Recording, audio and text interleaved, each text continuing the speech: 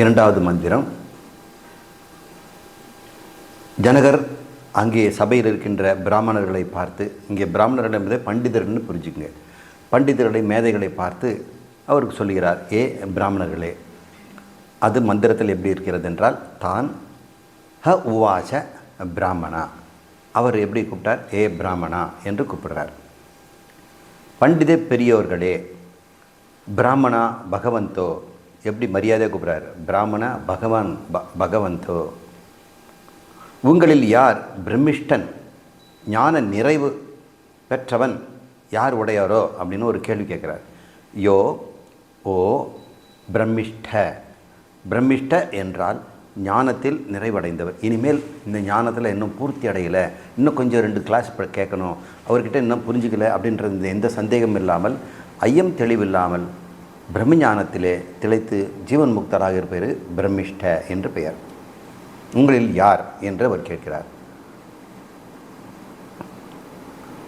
அந்த உங்களிலே யார் பிரம்மிஷ்டரோ இந்த பசுக்களை அழைத்து கொண்டு செல்லலாம். சஹ ஏதா கஹ உதஜதாம் இது. உதஜதான்னா இட்டுட்டு போகிறது, யார் எதை, கானா பசுக்கள். அவர் இந்த பசுக்களை அழைத்து செல்லலாம். உதஜதாம் அப்படின்னு சொல்கிறார், உஜததாம். அதுக்கு என்ன சொல்கிறார், அவர்களில் அந்த பிராமணர்கள் ஒருவரும் துணிவில்லை, யாருக்கும் உறுதி இல்லை. தேக பிராமணா ந தத்ருஷு. தத்ருஷு என்றால் இந்த மன உறுதி, துணிச்சல், அது அவர்கள் யாருக்கும் இல்லை. இப்படி சொல்லிட்டாரு. ஆனால் பார்க்கும்போது தங்க காசுகளோட பசுக்கெல்லாம் தெரியுது. ஆனால் இதை கொண்டு போகிற அளவுக்கு நமக்கு தகுதி இருக்குமோ அப்படின்னு ஒவ்வொருத்தருக்கும் ஒரு சந்தேகம் இருக்கிறது. அதனால் யாக்ஞவல்க்கு அந்த சந்தேகமே இல்லை. சந்தேகம் இல்லாமல் ஞானியாக இருப்பவர் தான். இவங்களுக்கு அறிந்து வைத்திருக்கால் இருந்தாலும் அந்த தயக்கம் அவர்களையும் இருந்தது. அப்பொழுது யாக்ஞவல்கியர் தாமாக முன் வந்து, அதக யாக்ஞவல்கிய ஸ்வம் ஏவ, ஸ்வமேவன் தானாகவே சுயமாகவே வந்தார். என்ன சொல்கிறாரு, தன் சீடர்கள் கூறினார். பிரம்மச்சாரினம் ஊவாச்ச, அவங்களோட ஸ்டூடெண்ட்லாம் இருப்பாங்க இல்லையா, அவங்களாம் கூப்பிட்டு ஒருத்தனை கூப்பிடுறார். அன்பு சாமஸ்ரவனே, இந்த பசுக்களை இட்டுச்சல். உதஜ என்றால் இட்டுச்சல், ஏதான்னா இந்த. தன் மாணவர்கள் ஒருவனுக்கு சாமஸ்ரவ என்று பெயர் வச்சிருக்கிறார் என்று சொல்வதனால இவர் சாமவாதத்திலே திறந்தவர். சாம வேதத்தில், இந்த சாம வேதத்தில் தலை சிறந்தவர் என்றதுனால அவருடைய மாணவர் ஒருத்தனுக்கு சாமஸ்ரவ என்று பெயர் வச்சிருக்கிறார். ஏ சாமஸ்ரவா, இந்த மாடுகளை அந்த எடுத்துட்டு செல் என்று அவர் சொல்கிறார். ஏதா சௌமிய, ஏ அன்பான பையனே, சௌமிய இங்கே வா அப்படின்னா, சாமஸ்ரவா சௌமிய உதஜ இது. உதஜன்னா இந்த பசுக்களை இட்டுக்கிட்டு போ அப்படின்னு சொல்கிறாங்க. அங்கே கடைசியில் 3ன்னு ஒன்று போட்டிருக்கோம் இல்லையா, சாமஸ்ரவா அப்படின்னா வா அப்படின்னு கூப்பிட்றது. ஏ சாமஸ்ரவா இங்கே வா அப்படின்னும்போது அந்த நெடில் அந்த அந்த அந்த ஒலி குறிப்பு நீண்டமாக வரதுனால 3 மாத்திரைகள்ன்றது அப்படி மந்திரங்களில் போடுறது வழக்கம். அந்த மந்திரத்தில் அந்த 3 இருக்கும். அப்போது சாமவேதம் அறிந்து வந்து தெரிகிறது. நமக்கு யாக்ஞவல்கியரை பற்றி இந்த மாதிரியான பேச்சுகளிலிருந்து தான் கண்டுபிடிக்க முடியும். நமக்கு அதை மற்றபடி அவர் வந்து சாமவேதின்னு நமக்கு தெரிவதற்கு வாய்ப்பில்லை. அவன் உடனே பசுக்களை விரட்டி சென்றான். தஹ உதாச்சகார, உதானா அழிச்சிட்டு செல்லார், சகாரன செய்கிறான். அந்த பிராமணர்களும் கோபம் கொண்டனர். தேக பிராமணா சுக்ருது, அவங்களுக்கு சுருக்குன்னு ஒரு கோபம் வந்துடுச்சு. என்ன இது, ஒன்றுமே சொல்லாமல் நாம் இத்தனை பேர் உட்காந்துருக்கிறோம், இவர் மட்டும் எடுத்துகிட்டு போங்கிறாரு, பிரம்மிஷ்டன்னு நிரூபிக்க வேண்டாமா அப்படின்னு. அவர் கூட்டிகிட்டு போகிறதுலேயே நிரூபிச்சிட்டாருன்னு அர்த்தம். ஆனால் இவங்களுக்கு மனம் கொதிக்குது. இப்படி நம்ம லூஸ் பண்ணிட்டோமே, தயங்கிறதுனா இவன் வந்து தூக்கிட்டு போயிட்டானே, இவனை சும்மா விடக்கூடாது, இவன் வந்து உண்மையை வந்து கண்டுபிடிச்சி இவன் வந்து அது தகுதி இல்லைன்னு காட்டணும் அப்படின்னு அவங்களுக்கு எல்லாரும் ஒரு பண்டிதத்தன்மை வெளிவருது. எங்களுக்குள் அவர் எப்படி பிரம்மிஷ்டர் என்று தன்னை கூறிக்கொள்ள முடியும், நாங்கள்லாம் இருக்கும் பொழுது இவர் எப்படி தன்னை பிரம்மிஷ்டர்னு சொன்னார் அப்படின்னு. கதம்னு நக பிரம்மிஷ்டோ புருவைதி, நாங்கள் பிரம்மிஷ்டர் இருக்கும்போது இவர் மட்டும் பிரம்மிஷ்டர்னு சொல்வதற்கு என்ன முறை என்று அவங்க கேட்குறாங்க. அப்பொழுது வைதேக ஜனகரது தலைமை பூஜாரி அங்கே இருக்கிறார் இல்லையா, அவர் பேர் அஸ்வலர், அவர் வரார். ஏதத் அதக, அந்த சமயத்தில் ஜனகசிய வைதேகசிய, வைதேக ஜனகருடைய ஹோதா என்றால் தலைமை பூஜாரி. இந்த பூஜாரிகளில் ஹோதா அத்தர்வியூ அப்படின்ல பேர் இருக்கும். அதில் ஹோதாங்கிறவர் ரிக்கு மந்திரத்தை வந்து சொல்லி கொடுத்து செய்கிறவர். அவர் பேர் அஸ்வலர். அவர் வந்து பேச ஆரம்பிக்கிறார். இது சரியில்லை அப்படின்ற மாதிரி அவர் பேசுகிறார். ச ஹ ஏனம் பப்ரச்ச, அவர் யாக்ஞவல்கியை கூப்பிட்டார். ஐயா பண்டிதரே, இருங்க அவசரப்படாதீங்க, பசுவெல்லாம் கூட்டிகிட்டு போகாதீங்க, இப்போ என்ன நெல்லுங்க அப்படிங்கிறார். எங்களில் யாக்ஞவல்கரே, நீர் பிரம்மிஷ்டராக உண்மையாக இருக்கிறீரா? நீங்கள் பிரம்மிஷ்டர் தானா அப்படின்னு அவர் கேட்குறார். துவம், நீங்கள், கலுன்னா அப்படின்னு ஒரு ஆச்சரியமாக சொல்வது. நக, எங்களில், யாக்ஞவல்கியே பிரம்மிஷ்டோ அசி இது, எங்களை போல் நீங்கள் பிரம்மிஷ்டரா அப்படின்னு ஒரு கேள்வி வருது. அப்போ நீ பிரம்மிஷ்டர்னு தெரியுதில்லை, நீ கூட்டிகிட்டு போயிருக்கணுமில்ல. இப்போ கேள்விக்கு மட்டும் வந்துட்டேன். நாங்களாக இருக்கும் பொழுது நீங்கள் எங்களை போல் ஒரு பிரம்மிஷ்டரா அப்படின்னு ஒரு கேட்டோம்னா என்ன அர்த்தம்? நாங்களாம் பிரம்மிஷ்டர்னு அர்த்தம். அப்போ பிரம்மிஷ்டர்னு தெரிஞ்சிருந்து நீ ஏன் கூட்டிகிட்டு போகலை? உனக்கு தயக்கம், அதனால் உன்னுடைய அறிவின் மீதே உனக்கு சந்தேகம். அதை தான் இந்த கதையிலேருந்து தெரிந்து கொள்கிறோம். நம்முடைய அறிவை நாம் தான் புகழ்ந்து கொள்ள வேண்டும், நான் தான் அதை தெரிந்து கொள்ள வேண்டும். மற்றவர்கள் நம்ம பிரம்மிஷ்டர்னு சொல்லி அதன் மூலம் நிரூபிக்க வேண்டிய அவசியம் நமக்கு இல்லை என்று சொல்கிறார். இங்குள்ள அனைத்து பிரம்மிஷ்டர்களையும் சக உவாச்ச நமோ பிரம்மிஷ்டாய, இங்கே இருக்கின்ற பிரம்மிஷ்டர்களையும் நான் வணங்குகிறேன். இப்போ யாக்ஞவல்கியர் பேசுகிறார். எல்லா பிரம்மிஷ்டர்களுக்கும் வணக்கம். அவர் வந்து தன் மட்டும் இல்லை, நீங்களும் பிரம்மிஷ்டர் தான் சொல்கிறார். இங்குள்ள அனைத்து பிரம்மிஷ்டர்களும் சக உவாச்ச, அவர் அந்த யாக்ஞவல்கியர் சொல்லுகிறார், நமோ பிரம்மிஷ்டாய, ஏ பிரம்மிஷ்டர்களே வணக்கம் என்று இப்போ பேசுகிறார். நான் வணங்குகிறேன். வயம் நமோ குர்மோ, எனக்கு பசுக்கள் வேண்டும், அவ்வளவுதான். நான் கூட்டிகிட்டு போனது எனக்கு நான் பிரம்மிஷ்டர்னு ப்ரூவ் பண்ண வேண்டியதில்லை, எனக்கு நல்லா தெரியும். நீங்கள் யாரும் முன்வராததால் நான் எடுத்து செல்கிறேன். கோ காமா ஏவ வயம் ஸ்ம இதி, ஸ்மங்கிறது ஒரு சின்ன சத்தம் தான், ஸ்ம. கோ காமா, கோன்னா பசு, காமானா ஆசை. எனக்கு பசு மேலே இஷ்டம் இருக்குது, நான் எடுத்துகிட்டு போகிறேன் அப்படிங்கிறார். அந்த நேரத்தில் யாக்ஞவல்கியரிடம் அஸ்வலர் ஒரு கேள்வி கேட்கிறார். தம்ஹ தத ஏவ பிரஷ்டும் தத்ரே ஹோதா அஸ்வல. ஹோதா என்பவர் நம்ம சொன்ன பூஜாரி. அஸ்வலர் ஒரு கேள்வி கேட்கிறார். பிரஷ்டும் தத்ரே, என்ன கேட்கிறார் என்று பார்ப்போம். கேட்க முனைந்தார். அஸ்வலர் யாக்ஞவல்கியரிடம் யாகத்தை பற்றி இனிமேல் வரப்போகுது 8 கேள்விகளை கேட்கிறார். யாகத்தை பற்றி 8 கேள்விகள். இங்கே பிரம்மஞானம் எதுவும் கிடையாது, உபாசனை தான். அவருக்கு தெரிஞ்சது இவ்வளோ தான், அவருக்கு பிரம்மஞானம் இல்லை, அதனால் நிச்சயமாக அவர் பிரம்மேஸ்வர் இல்லை. இருந்தாலும் யாக்ஞவல்கியர்கிட்ட உனக்கு இதெல்லாம் தெரியுதா அப்படின்னு யாகத்தை பற்றி கேட்குறார். அவருக்கு தெரிஞ்சது தானே கேட்க முடியும். அந்த கேள்விகள் 8லும் 9 பெரிய கேள்விகள் இருக்குது. இதுக்குள்ளே ஒரு கேள்வியில் இவர் 8 கேள்வி கேட்குறார். முதல் 4 கர்மாங்க தியானம் பற்றியது. கர்மாங்க தியானம்னு ஒரு தியானம் இருக்குதுங்க. இது பேர் அதிமோட்ச தியானம் என்றும் பெயர். இது என்ன, இது புது பேராக இருக்கே. கர்மம் என்றாலே யஜ்ஞம்னு அர்த்தம், வேள்விகள். இந்த வேள்விகள் சின்னதாக ஹோமமாக இருக்கலாம். ஹோமம்னா ஒரு மணி நேரம் 2 மணி நேரத்தில் முடிஞ்சிடும் ஹோமம். யஜ்ஞம்னா 2 நாள் 1 நாள் எல்லாம் நீண்டு போகலாம். யஜ்ஞங்களெல்லாம் நீண்டு காலம் இருக்கலாம்.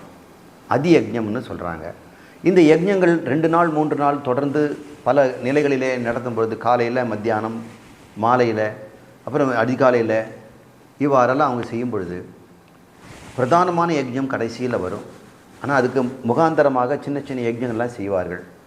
அவ்வாறு இந்த யஜ்ஞங்கள்லாம் ஒன்றாக சேர்ந்தால்தான் அந்த அதியஜ்ஞம் என்று சொல்லக்கூடிய முக்கியமான யஜ்ஞங்கள் நிறைவடையும். அப்போ முக்கியமான கர்மா யஜ்ஞம் என்று சொன்னால் அதற்கு துணை கர்மாக்கள்லாம் இருக்குல்ல, குட்டி குட்டி யஜ்ஞங்களெல்லாம், ஹோமம்லாம் சின்ன சின்ன ஹோமெல்லாம் பண்ண, அதுக்கு பேர் அங்கம்னு பேர். அந்த அங்கத்தில் யஜ்ஞம் முடிஞ்ச பிறகு கொஞ்ச நேரம் தியானம் பண்ணுவாங்க. இப்போல்லாம் அந்த தியானம் பண்ணுற பழக்கமெல்லாம் இல்லை. தியானம் என்பது உபாசனம் என்று பெயர். ஹோமம் முடித்த உடனே தியானம் செய்வது ஒரு வழக்கம். அது பேர் கர்மாங்க தியானம் என்று பெயர். அந்த காலத்தில் அது பிரசித்தியாக இருந்ததுனால அவர் 2 பேரும் கர்மாங்க தியானத்தை பற்றி ஒரு 2-3 கேள்வியை கேட்குறார். இவனுக்கு இதெல்லாம் தெரியுமா அப்படின்னு பார்க்குறாங்க. அவர் பிரம்மிஷ்டர், அவருக்கு யஜ்ஞத்தை பற்றி தெரியாமலாம் அவர் சொல்ல முடியும். அந்த மற்ற 4 கேள்விகளும் சம்பத் தியானம் என்று ஒன்று இருக்குது. அந்த சம்பத்து தியானம் என்பதை பற்றியும் கேள்விகள் வரும். அவற்றை நாம் பார்ப்போம். யாகங்களை செய்து முடித்த பிறகு தியானமும் செய்து இணைத்து செய்தால் மிகுந்த பயன் தரும் என்பது கருத்து. எனவே யாகம் செய்த பிறகு தியானம் செய்வது முக்கியம். யாக்ஞவல்கியரிடம் அஸ்வலர் ஒரு கேள்வி கேட்கிறார். இனிமேல் நம்ம மந்திரங்களுக்கு போனோம்னா அது நீண்ட நெடியதாக இருப்பதனால என்ன சாராம்சம் என்பதை மட்டும் நம்ம இங்கே பார்ப்போம். யாக்ஞவல்கிட்ட அஸ்வலர் கேட்கிறார், இந்த அனைத்துமே மரணத்தின் பிடியில் உள்ளன, மரணத்தால் ஆக்கிரமிக்கப்பட்டுள்ளன, மிருத்யும் என்று சொல்கிறார். எல்லாமே மரணத்தின் பிடியில் தான் இருக்கிறது. இங்கே நீ பார்க்கக்கூடிய ஏதாவது மரணத்தின் பிடியில் இல்லாமல் இருக்குதா? இந்த பில்டிங் இருக்குது, இதுவும் ஒரு காலத்தை சாக போகுது. ஆடு மாடுகள் இருக்குன எல்லாம் சாக போகுது. அங்கே பனைமரம் இருக்கிறது, அதுவும் ஒரு நாள் இருக்கும். உயிருள்ள பொருளும் சரி உயிரற்ற பொருளும் சரி எல்லாமே மரணத்திற்கு காத்து கொண்டிருக்கின்றன. சூரியன் கூட ஒரு காலத்தில் மரணம் அடைய போகுது. அனைத்துமே மரணத்தின் பிடியில் உள்ளன, மரணத்தால் ஆக்கிரமிக்கப்பட்டுள்ளன அப்படின்னு சொல்கிறார். எஜமானன் எந்த முறையினால் இந்த மரணத்தின் பிடியிலிருந்து விடுபட்டு அனைத்தையும் கடந்து செல்வான் என்று கேட்குறார். அவர் கேட்குறார், எஜமானன்னா யஜ்யம் செய்பவன். நாமளே யஜ்யம் செய்ய வந்திருக்கிறோம். இங்கே பார்க்கறது எல்லாமே மரணத்தின் பிடியில் ஒரு காலத்தில் அழிவதாக இருக்கிறது. இந்த யஜ்யம் செய்பவன் மரணத்திலிருந்து தப்பிக்கணும்னா என்ன செய்வான்? என்ன செய்தால் அவன் தப்பிக்க முடியும்? இவனுக்கு மிருத்யுவை எப்படி வெல்வான் என்று ஒரு கேள்வி கேட்கிறார். யாக்ஞருக்கு பதில், அதுக்கு பதில் சொல்கிறார். இந்த ஹோதா, அதாவது இந்த புரோகிதன், இந்த யஜ்ஞம் செய்கிறானே, அவன் அக்னியாக போட்டப்படுகின்ற வாக்காலும் எஜமானின் வாக்கே ஹோதா புரோகிதர் என்று பதில் சொல்கிறார். ஹோதாவானது புரோகிதராலும் அக்னியாக போற்றப்படுகின்ற வாக்காலும் காப்பாற்றப்படுவான்னு சொல்கிறார். இந்த மிருத்திலேருந்து எப்படி தப்பிக்கிறதுன்னு கேட்டதுக்கு பதில் சொல்கிறார். ஹோதாவாது இந்த புரோகிதம் சொல்லக்கூடிய யஜ்ஞம் செய்வதனாலும் அக்னியாக போற்றப்படுகின்ற வாக்கினாலும் இந்த வாக்கையும் யஜ்ஞத்தையும் பயன்படுத்தி அவன் முக்தி அடைவான். முக்தினா இந்த இடத்துல சொர்க்கம் சென்று நீண்ட காலம் மரணம் இல்லாமல் வாழ்வான் என்று. அந்த மரணம் என்பது இந்த இடத்துல முக்தின்னு எடுத்துக்கூடாது, நம்முடைய பிரம்மஞானம் எடுத்துக்கொள்ளக்கூடாது. சொர்க்கலோகத்தில் நீண்ட காலம் வாழ்கின்ற வாழ்க்கையை அவர்கள் மிருத்யுவிலிருந்து தப்பித்தல் அப்படின்னு நினச்சிக்கிறாங்க. எஜமானரின் வாக்கே ஹோதா புரோகிதர், எஜமானரின் வாக்கே அக்னி, அக்னியே ஹோதா புரோகிதர், இப்படிலாம் திருப்பி திருப்பி சொல்கிறார். அக்னியே முக்திக்கான வழி. இந்த முக்திங்கிறது என்ன? இங்கே அபேட்சக முக்தி, நம்ம பிரம்ம ஞானியாகின்ற முக்தி அல்ல. இந்த மந்திரத்தில் நம்ம முக்திங்கிறது என்னென்னு எடுத்துக்கணும்? நீண்ட காலம் சொர்க்கத்தில் வாழ்வது, சாகாமல் வாழ்வது. அதனால் அது ஒரு முக்தின்னு நினைக்கிறாங்க. அந்த வழியின் வாயிலாக அடையப்படுவதே அதையும் கடந்ததான முக்தி நிலை என்று அவர் பதில் சொல்கிறார். இந்த முதல் கேள்வி, யாகத்தை மேற்கொள்ளும் ஹோதா முதல் சாதாரண மனிதர் வரை மிருத்துவின் பிடியில் இருக்கிறார்களே, அது எப்படி கிடக்குதுன்னு கேள்வி. இப்போ மிருத்தி என்ற அந்த மந்திரத்தினுடைய பொழிப்புரை பார்த்தோம். மிருத்தி என்பது மரணம். இங்கே இதன் அர்த்தம் சுவாபாவிக கர்மம் என்று இங்கே சங்கரர் விளக்குகிறார். மிருத்யுனா மரணம் தான். ஆனால் இங்கே சங்கரனுடைய இன்டர்பிரிட்டேஷன் என்ன சொல்கிறாரு? சுவாபாவிக கர்மம் என்று சொல்கிறார். சுவாபாவமாக ஒருவன் செய்கின்ற செயல்கள், இது தான் மரணங்கிறாங்க. மிருத்யு என்ன அர்த்தம்? கர்மம் செய்வதனால பாபமும் புண்ணியமும் உண்டாகுது. பாபம் புண்ணியம் உண்டாச்சுன்னு சொன்னால் அதை அனுபவிக்கிறதுக்கு பிறக்கணும். பிறந்தால் மறுபடியும் சாகணும். அப்போ பிறந்துட்டோம்னா கர்மம் செய்யணும். கர்மம் செய்தோம்னா மறுபடியும் பிறக்கணும்.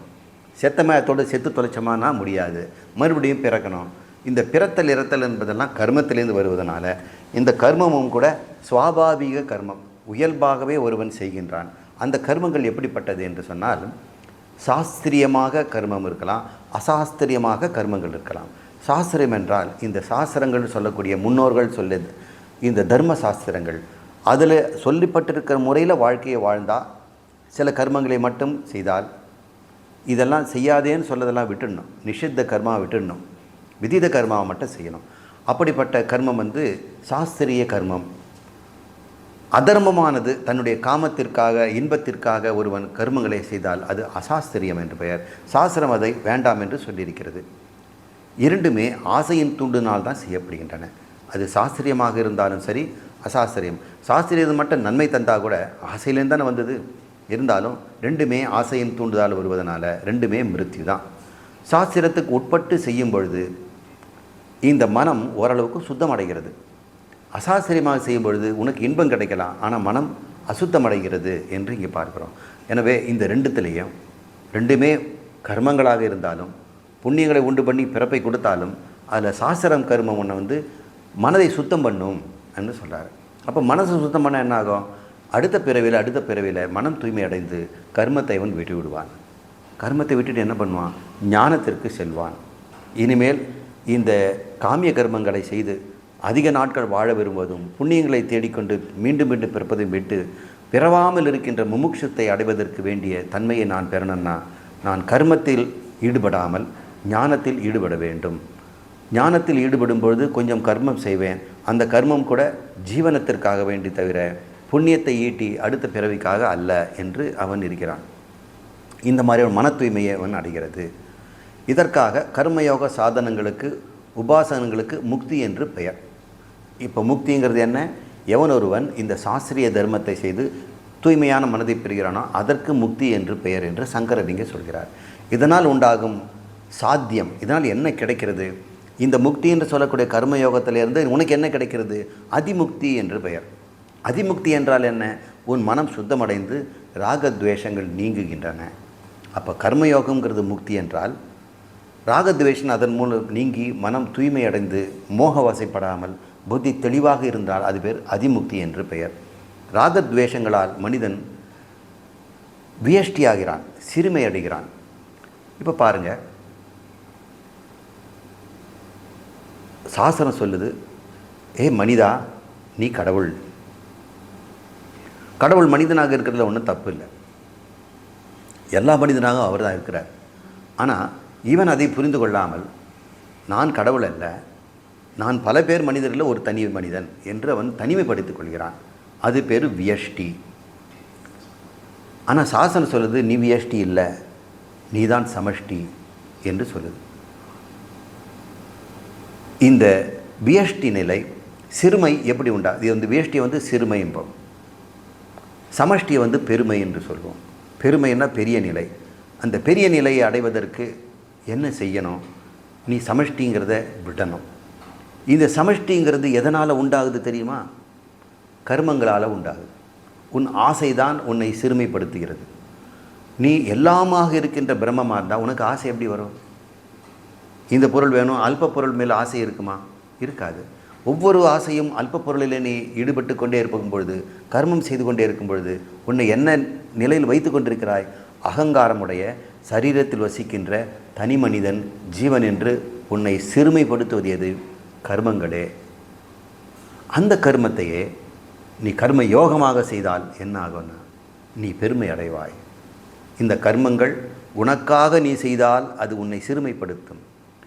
அந்த கர்மங்களை சேவையாக நீ மற்றவர்களுக்காக செய்து கொண்டிருந்தால், இறைவனுக்காக செய்தால் உன்னுடைய சிறுமை போய் பெருமையாகி வியஷ்டி என்கின்ற பரமநிலையிலே கலந்து விடுவாய் என்று இதை சொல்லுகின்ற இந்த உபாசனையைத்தான் இங்கே நம்ம யாக்ஞவல்கியர் நமக்கு விளக்குகிறார். ராகத்வேஷங்களால் ஒரு மனிதன் தனி மனிதனாக சுருக்கப்படுகிறான். எவனொருவன் இந்த ராகத்வேஷத்தை நீக்கி கர்மயோகத்திலே பரசேவையாக தனக்கென்று செய்யாமல் என் உடலும் மனமும் கொடுக்கப்பட்டது, அது தன் கடமைகளை செய்து கொண்டிருக்கிறது, அதிலே நன்மையான கடமையை பயன் தருகின்ற கடமையை நான் செய்து கொண்டிருக்கிறேன் என்று ஒருவன் செய்யும் பொழுது அவன் சிறுமை அடைவதிலே பெருமை அடைகிறான். அப்பொழுது வேஷ்டியிலிருந்து சமஷ்டியாக மாறுகிறான் என்பது தான் இந்த உபாசனையினுடைய அர்த்தம். சமஷ்டி உணர்வே அதிமுக்தி. அதற்குண்டான சாதனம் பேர் முக்தி. இது என்ன சார் அதிமுக்திங்கிற? எவன் ஒருவன் அன்றாடம் செய்கின்ற அனைத்து காரியங்களும் செய்து கொண்டிருக்கிறான், ஆனால் ஒன்று கூட அவன் லாபத்திற்கு செய்வதில்லை. எல்லாரும் கர்மத்தை என்ன வைக்கிறாங்க? லாபத்தை முன்வைத்து தான் செய்கிறாங்க. எதை செய்தாலும் இதனால் நமக்கு என்ன லாபம்? அங்கே ஒருத்தன் போகிறான்னா அவனுக்கு ஏதோ லாபம் இருக்கிறது, இன்னொன்று ஏதோ திறந்து பார்க்குறான்னா அவனுக்கு லாபம் இருக்கிறது, யாரோ ஒருத்தருக்கு ஃபோன் பண்ணி பேசுகிறான்னா அதுலேருந்து ஏதோ ஒரு லாபம் இருக்கிறது. எல்லாருமே கர்மத்திற்கு முன்னாடி லாபத்தை வைத்து கொண்டு தான் கர்மத்தை செய்கிறார்கள். ஆனால் இந்த முக்தி என்கின்ற கர்ம யோகத்தில் லாபம் என்பதை விட்டுவிட்டு கர்மத்தை மட்டும் செய்வது. கர்மம் செய்கிறான், ஆனால் லாபத்தை பற்றி அவன் எண்ணவே இல்லை. அப்போ லாபம் வராதா சார்? அதிகம் வரலாம், குறைந்து வரலாம், இல்லாமலும் போகலாம். ஆனால் லாபத்தை அவன் முன்னிறுத்தி கர்மம் செய்வதில்லை. லாபத்தை முன்வைத்து கர்மம் செய்வதெல்லாம் கர்மங்கள். லாபத்தை மறந்துவிட்டு கர்மத்தை மட்டும் செய்து கொண்டிருந்தால் அதுதான் முக்தி. அதனால் என்ன கிடைக்கும்? அதிமுக்தி கிடைக்கும். அதிமுக்தினா என்ன? தூய்மையான மனது, ராகத்வேஷங்கள் நீங்கிய மனசு. அது எப்படி சார் ராகத்வேஷங்கள் நீங்கும்? நீ உனக்குன்னு செய்யும்போது தான் ராகம் வரும், எனக்கு வேணுங்கிறது. அதனால் சில கர்மங்களை நான் செய்ய மாட்டேன், அதில் லாபம் இல்லைன்னு, அப்போ வெறுப்பு வருது. சில கர்மங்களை நீ செய்யாததுக்கு காரணம் ஒரு வெறுப்பு, துவேஷம், ஏன்னா அது லாபம் தராது. இந்த கர்மத்தை மட்டும் ஓடி ஓடி செய்கிற காரணம் என்ன? ராகம், ஆசை, ஏன்னா அது லாபம் தருது. லாபத்தை கருதி ஒருவன் செயல் செய்யும் பொழுது அவன் ராகத்வேஷத்திலே ஈடுபடுகிறான். எவனொருவன் லாபத்தை விட்டுவிட்டு கர்மத்தில் மட்டும் செய்கிறானோ அவனுடைய விருப்பம் இல்லை, வெறுப்பும் இல்லை, அவன் மனம் தூய்மை அடைகிறது. அது பேர் அதிமுக்தி என்று இந்த உபாசனையிலிருந்து நாம் ஒரு கர்மயோகத்தை நாம் தெரிந்து கொள்கிறோம். இந்த மிருத்து என்கின்ற சுவாபாவிக கர்மத்திலிருந்து ஒருவனை இந்த அதிமுக்தி விடுவிக்கும். சுவாபாவிக கர்மம் எல்லாருக்கும் இருக்குது, அதுதான் மிருத்யுன்னு சொல்கிறோம். கர்மம் செய்யாமல் வாழவே முடியாது. மூச்சு கூட விடணும், அதுவும் ஒரு கர்மம் தான்.